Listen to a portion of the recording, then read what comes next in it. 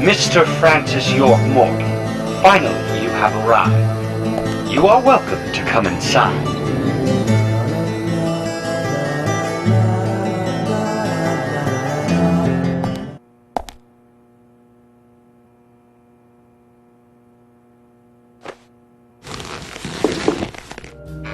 Mr. Francis York Morgan, please have some tea while it is hot.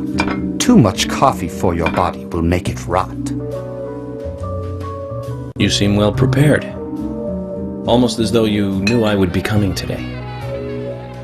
Mr. Stewart is particular about the best timing for all things. Now please, drink some tea and enjoy the good health it brings. I'm sorry, Harry, but I just don't like tea.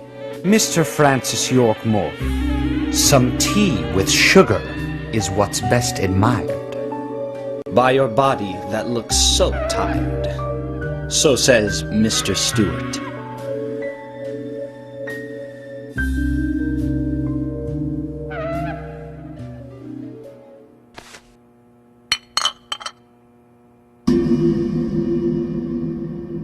Harry, where did you get these seeds? Mr. Francis York Morgan, those seeds were found in our town in a certain specific place.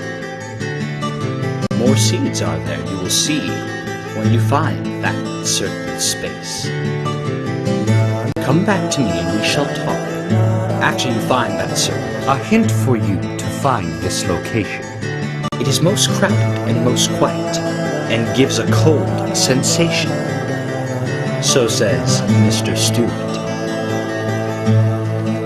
All right. So you're not going to talk unless I find this certain place. I'll play along. Must be the graveyard. There's lots of people there, but none of them can speak. You see? So let's get going to the graveyard.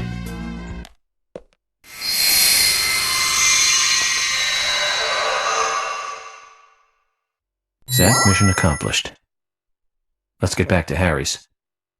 The reward better be good.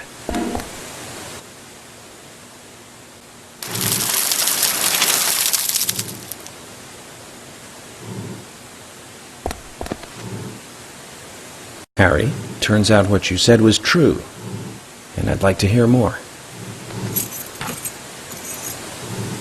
York, as you know, there's a powerful mystery surrounding these seeds. You've seen them at those other murders that took place elsewhere. And you've seen them deeply involved with the murders in this town as well. That's right. But how do you know all this? York, you must be younger than you look. Youngsters tend to hurry so much that they let things slip right past them. What you need to do is slow this down a bit. That way you'll see what's really important. Let me tell you a story. 50 years ago, when the war was over, just about when the communist Red started to become a rising threat, our town constructed a huge clock tower. Then, soon afterwards, a serial killer wearing a red raincoat went on a killing spree. The legend of the Raincoat Killer? Stop playing games with me, Harry. That's nothing more than folklore. The FBI has no such record of a multiple homicide case in this town. York, Anna, Becky, and now Diane. Their deaths are real, not folklore, not legend. The Raincoat Killer is also real, but under a strict gag order, the mass murder case was never made public. In fact, one could say that it was completely erased from history. Tell me, who do you think would be able to do something like that? The military.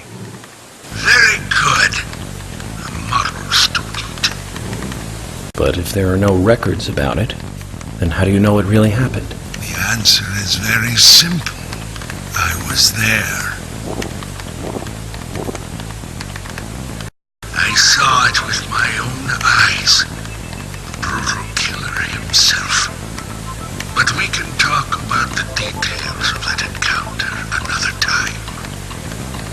What we need to talk about is your raincoat killer. The new raincoat killer, if you will. Between 10 and 20 years ago, I noticed that these red seeds were special, and someone else did too. The human imagination can lead to tragedy sometimes. Someone linked the red seeds to the serial killer legend. Said, if you eat the red seeds and then kill someone, you will become immortal. This new fabricated legend was passed on from one to the next, evolving, changing every time, like a rumor. Some may have actually taken the seeds to try them out, to prove the legend, that is. York, the red seeds you have found from those other murders, they all came from this town, together with that one evil rumor.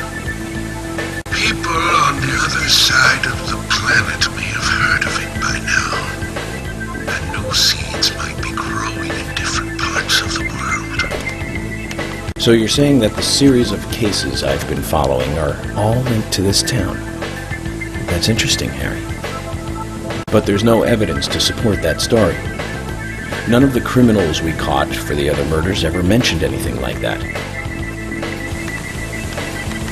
It's your job, your role and duty to look into that, York. Now, the game must go on. You know I said that the incident 50 years ago was totally erased? Well, not quite. Records still exist in the sheriff's office.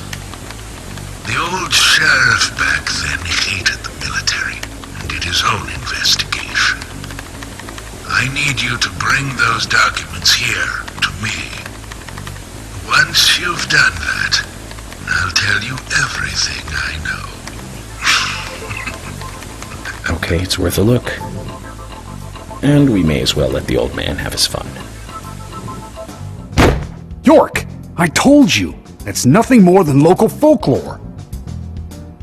Harry said that he was there. The Raincoat Killer is a phantom, made up to scare children long ago. I can't believe you fell for that from Harry, of all people. I agree with George. Harry likes to play with people. Play with their minds, too. George, Emily. Of course I don't believe him word for word. But you won't mind if I at least try to confirm that he's wrong, will you?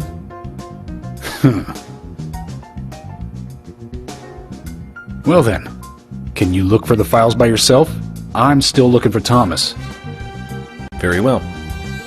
Emily, open the filing room for him.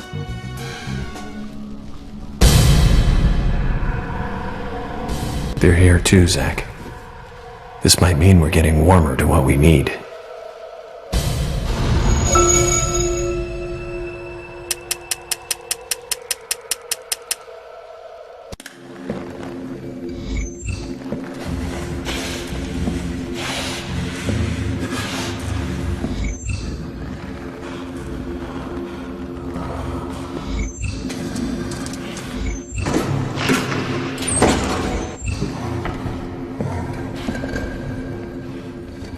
George, I'll get right to the point. It looks like someone else has just removed the documents I'm looking for. Huh? Removed? The cabinet looks like it had been forced open. That's impossible. No one could break into there. No. Emily, there is one person that can access that room at any time. You don't mean Thomas? It's too early to speculate. And profiling is my job, remember? More importantly, Emily, could you get me a coffee? A fresh one if possible. Coffee? At a time like this? Why now? Emily, please. This is very important. Some coffee. And bring some milk on the side. Well, okay, taste aside, this cup certainly is perfect.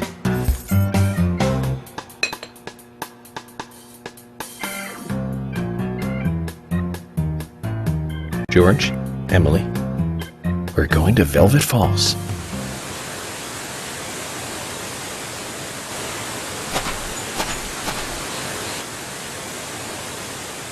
Zach, I hope we can catch a big one. Good fishing, Zach. We've caught something to brag about now.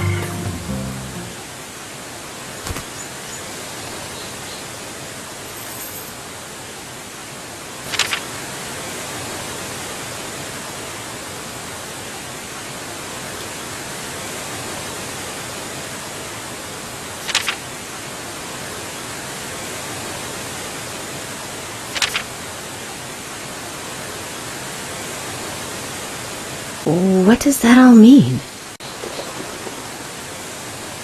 It's called The Legend of the New Raincoat Killer. George, have you ever seen this handwriting? Yes. It's Thomas's. George, I need to take these documents to Harry. He said he'd tell me everything once I take the docs to him. But those are classified. I can't allow a civilian to view them. Especially that deranged old goat who owns most of the town. I agree with George. Harry is... how can I put it? He might be dangerous. You don't need to worry. You said it yourselves, didn't you? There has never been a mass murder case in this town. That means these documents pertain to a case that never actually happened. Just look at it as though they never actually existed either. Ridiculous. York, I'm sure you've got a plan or something in mind? Okay. You have my approval. George, are you sure? Emily, we need to continue looking for Thomas. Our search may just have become a hunt. Yes, get on it. I'll go see Harry alone. Okay. I remember it as though it were yesterday, if you'll pardon the cliché. It was dark, rainy, a foggy night. My parents, who normally got along, were fighting over something. My father was blaming my mother, it seemed. So I left the house and headed for the clock tower. There was a party being held that day to celebrate the tower's completion. I wanted to see the town from above, and so I decided to climb the tower. But when I reached the top, I saw something very strange.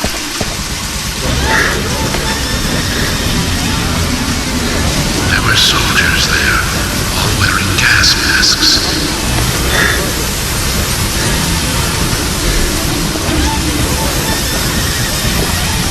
I moved closer and saw that they were fiddling with some kind of device. The device was emitting purple smoke outside. Just then, for the first time, the bell rang throughout the town. I reacted with fear and left the tower as fast as I could.